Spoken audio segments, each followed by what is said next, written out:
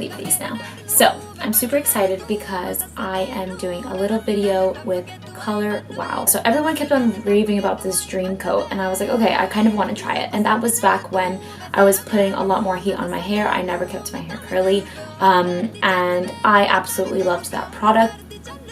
So this is my hair when I just air dry it in Boston. I will say that in London my hair looks very different if it's air dried. The humidity there is just... So we're gonna start out with the Color Wow shampoo, Color Security Shampoo, and this one has no silicones, no conditioning agents, no sulfates, all that good stuff. Then we're gonna do the Color Wow Color Security Conditioner.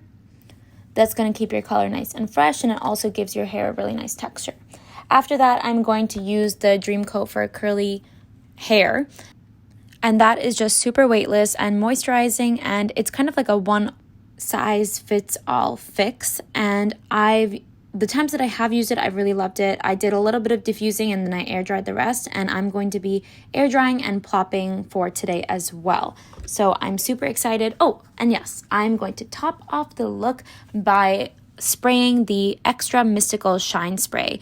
That should just give it a nice shine and finish off the look. So let's get started, guys. Okay, so now I'm back from the shower. My hair is wet. As you can see, I didn't brush it with the brush. Here is my diffuser plus hair dryer. We're gonna go in with the Dream Coat for curly hair, and I have these clips to divide my hair in order to make sure the product is all up in my hair everywhere, because you're really supposed to drench your hair with this product. Then I start diffusing with my diffuser and blow dryer.